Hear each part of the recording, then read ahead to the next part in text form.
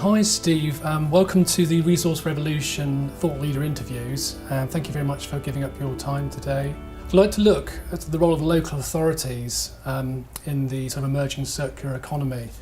Looking at the Somerset Waste Partnership, it's a great example of local authorities streamlining their waste services. What have been the benefits to come out of this relationship so far? For the Somerset Waste Partnership, the benefit of 5 district councils and a county council working together are really economies of scale.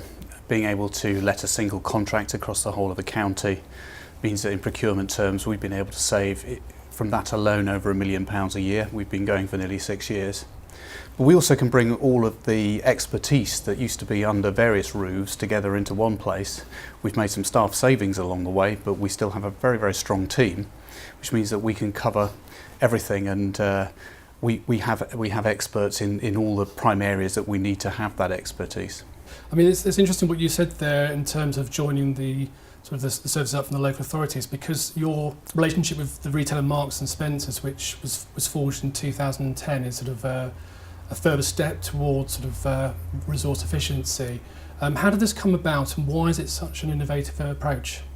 I was in meetings with various people in the packaging industry along with representatives from Marks and Spencers, and it became clear that we had a common interest in the way that the PRN system isn't particularly transparent. They're paying into the system and they weren't sure what they were getting for their money. Right. And as local authorities, we were pretty sure we weren't seeing any benefit of that money. And really they were looking for a more transparent way of demonstrating to their own customers through their own corporate social responsibility programme, which is known as Plan A. They were interested in demonstrating that they could recover as much material from post-consumer packaging as they're actually putting onto the market themselves through their own products. So working directly with the local authority, they've contributed money to us, which literally made the difference between us being able to roll out a more extensive recycling system and not being able to do that. And as a result of that, we're capturing around 12,500 tonnes of additional packaging material every year, which they can say quite genuinely contributes to their efforts to see their own to deal with their own level of packaging that they produce. So it's an incredibly innovative approach. I mean, what the relationship that you have with them, how's that sort of closing the loop for Marks and Spencers itself? Well, for them, it's about being able to demonstrate that material that is collected in a local authority arena is going back into the packaging stream via the loop and being able to be identified and picked up so that they can, through the relationships they have with processors, people producing packaging for them, they can demonstrate that that material is going around the loop. They can demonstrate that partly through the PRN system, but by having a relationship with local authorities, they can do that much more directly. I mean, it is very unique. Do you see this as being a template that maybe other partnerships might want to take up in the future, or other people looking at it, do you know? I'd like to think so, but I have to say that there has been, I think, some scepticism within other parts of the retail and major brand sector about this relationship, and I think the reason for that is at the moment compliance for them through the PRN system is very, very cheap, very easy to do, and if people come along and start to make it actually more transparent in many ways and more direct, there are some risks to them around that. So while I'd like to see it replicated, I think we need more of a push. We need more support from government, we need more support from DEFRA and the wider industry to make that happen. I mean, it's interesting, sort of, you said the scepticism there. I mean, local authorities are obviously incredibly important players in the waste industry, and we recently carried out some research where we looked at attitudes among businesses and also waste management companies. And what was interesting from that research was that waste management companies recognised the importance of local authorities and saw them as sort of gatekeepers. Why do you think this is? Well, I think if you look at local authorities in the terms of the packaging loop, if you like, or in fact any kind of resource loop, we are guardians of quite a wide arc of that loop. Material post-consumer, before it goes back into reprocessing, a lot of that material comes through local authorities.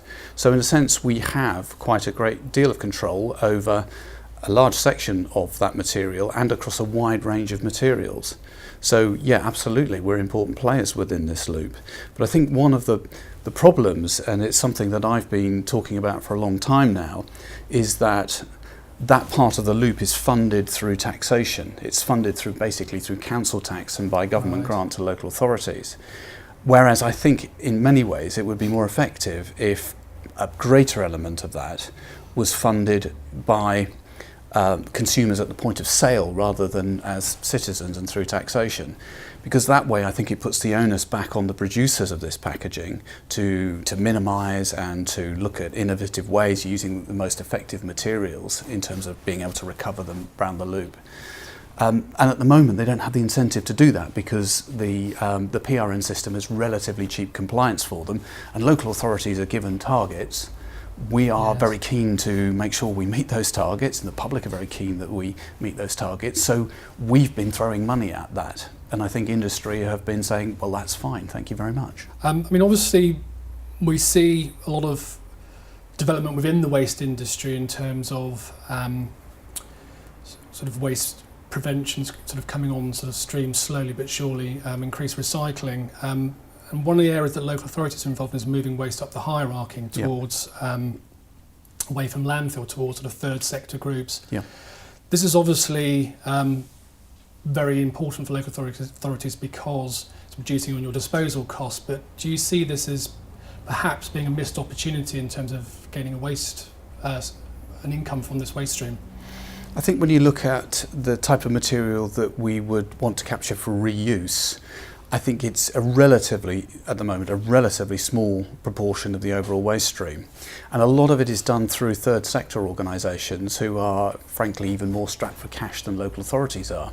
And I think local authorities also have to measure what they do and their impact in their community in terms of building social capital and building opportunities for the third sector, as well as just the sort of the financial aspects and the tyranny of recycling rates, which really have a huge hold over local authorities, but they're not the be-all and end-all. No. I mean, the waste partnership that you have with Marks and Spencer's has obviously benefited Marks and Spencer's, the closing the loop on waste. How do you see it sort of benefiting the Somerset Waste Partnership? It literally made the difference between us being able to roll out a curbside service for a greater range of materials across the whole of Somerset.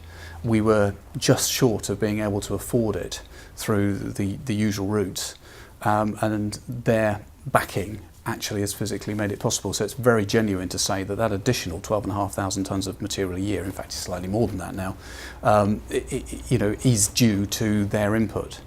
And that's incredibly important. It's a very, very strong message for the public and for the industry, I think.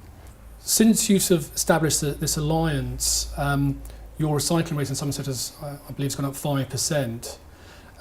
Do you think this is a model that could be replicated in other authorities around the country, particularly in urban areas where you've got the challenge of high density sort of accommodation, where it's more of a challenge to get the consumer, the householder, to buy into this? Yeah, I think it's all about how high up the tree you pick the fruit. Picking the low-hanging fruit is obviously a relatively straightforward thing to do. Local authorities all over the country do that already. You're right in that high density, high rise type households are more difficult. We have some of those in Somerset, but also, you're right that there are many more of those in larger urban areas. And it's a question of local authorities having the resources to be able to go and get that material. It does cost more per household to do it that way. It is a struggle, but nevertheless, it can be done. And it's about having the resource to do that. So if that can come, if the resource to give us a slightly longer ladder to pick higher up the tree can come from retailers, I don't actually see where else it's going to come from at the moment. Okay. Well, thank you, Steve, very much for giving up your time today. Been a pleasure. Thank you very much indeed.